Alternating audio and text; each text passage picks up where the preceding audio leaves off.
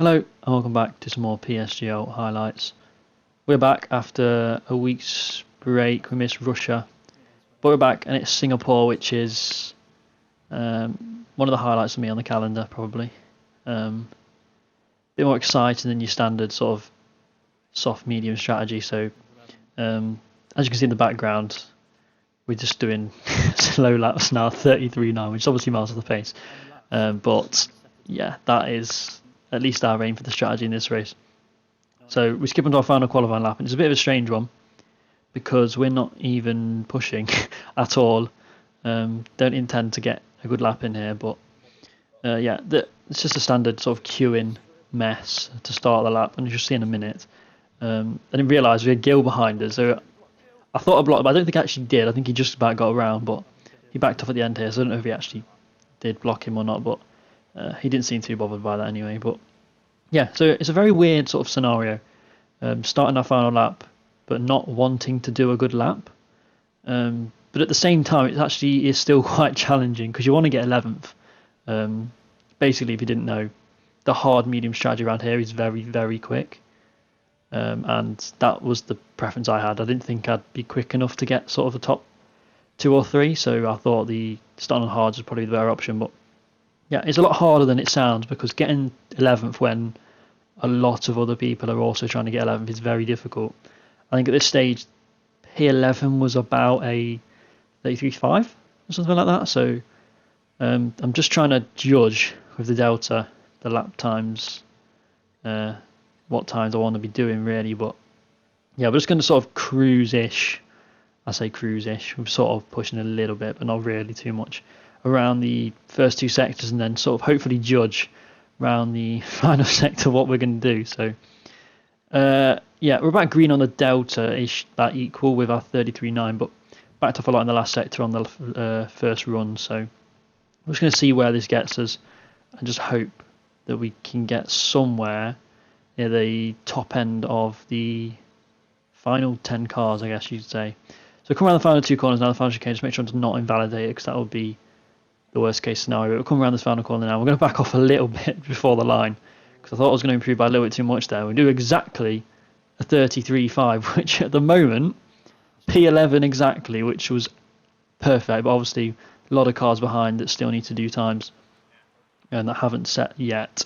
And I think we're going to see, I don't know who went across the line, but we ended up in P12 anyway, which is pretty much perfect. I think if I had not backed off before I went across the line, I probably would have been, well, 10th. I only needed another 10th and a half to be 10th. So P12, sorry, pretty much perfect. We've only got Dario in front on the hards.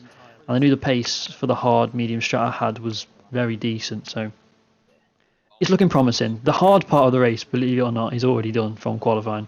But hopefully the race will come to us in the second half. But finishing the formation lap now, just making sure the tyres are nice and warm before we start this what should be a fairly exciting race. But we'll go to the 3, 4, 5 lights as per usual, and the lights go out now, and it's a decent start. Stay on the hards. Dario gets quite a good start, but I'm just going to try and avoid damage in turmoil. I've got Air around the outside, who we really, really, really don't want in front of us, because if we've got someone in front, 2 people in front, it's impossible to overtake. So he's in the hards as well. We don't want him to go through here, so we're going to stay really close to Dario. It was quite risky because I don't want to get wing damage, but we do just about manage to stay ahead, which is probably pretty crucial for our race. But for now, again, coming down into this next left-hander, it's quite slow, as it always is on a street track in the first lap. So it's just not getting damage. Dario gets slightly defensive. I don't know if he was just making sure he didn't get damage or anything, but yeah, it's pretty much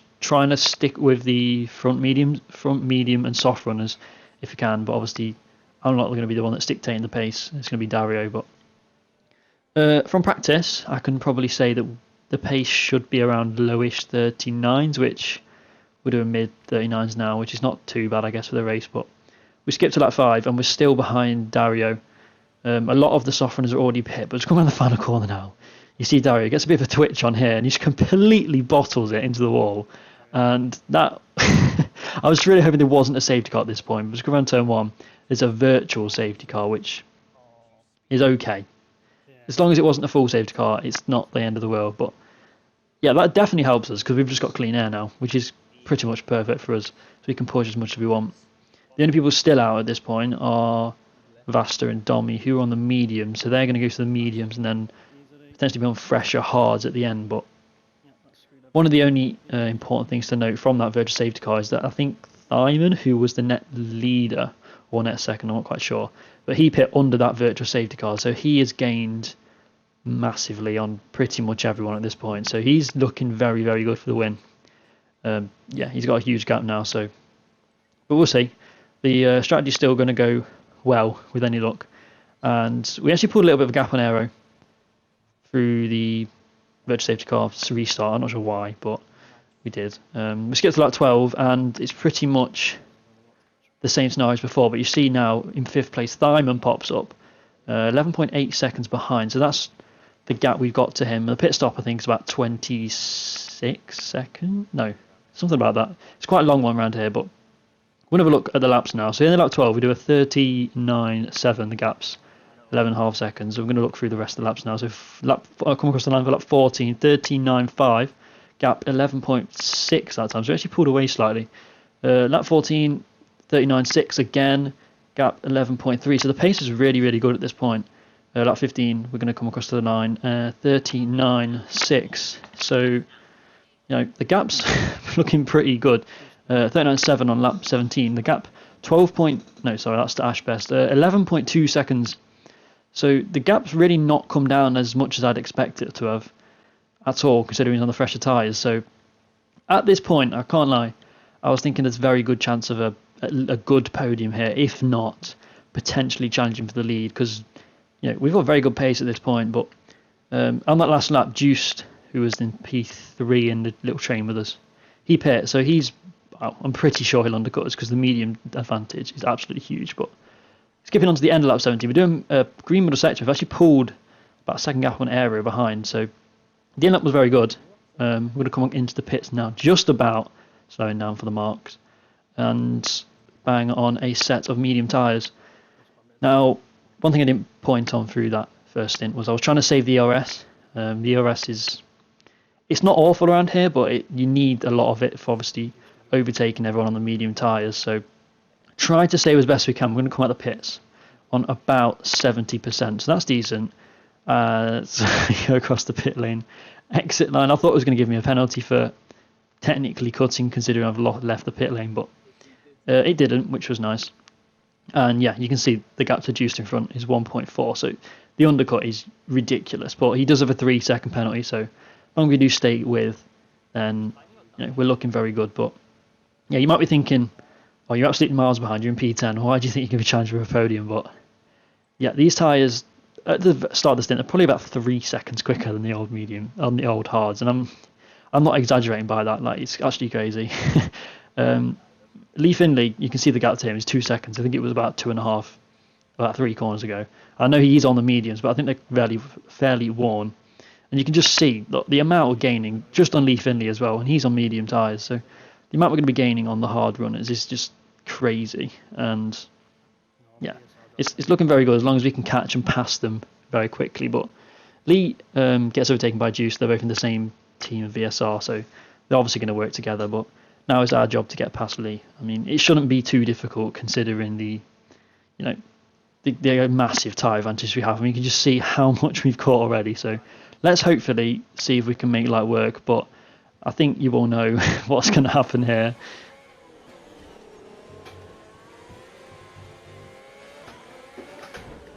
Oh my God! What? He just took me out. Oh wow!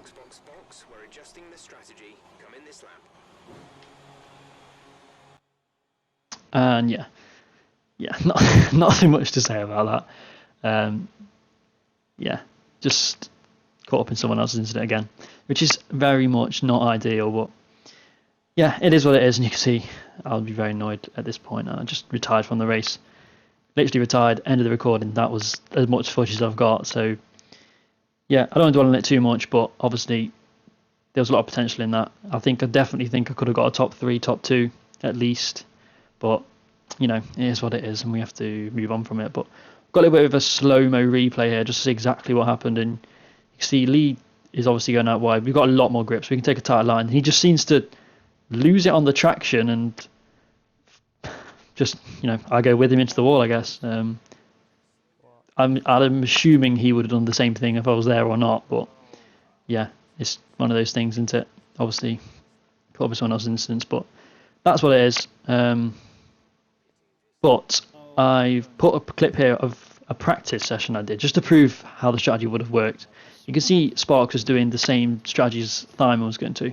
He was about 10.8, so he was slightly closer than Thyman was.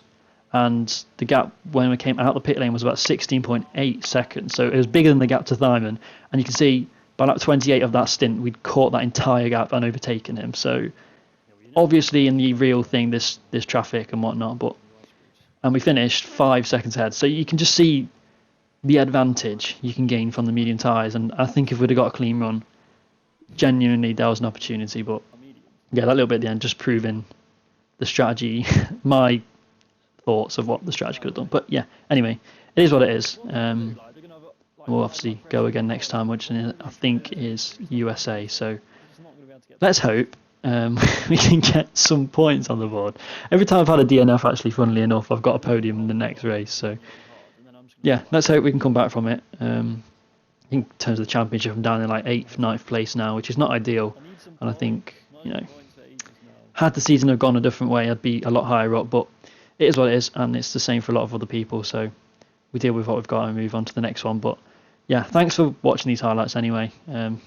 Again, not the ideal and exciting ending I wanted to show, but it is what it is, and you've got to, show the full outcome sometimes. So yeah, it is what it is, but hopefully better on the next one. So thank you very much for watching, and I'll see you next time.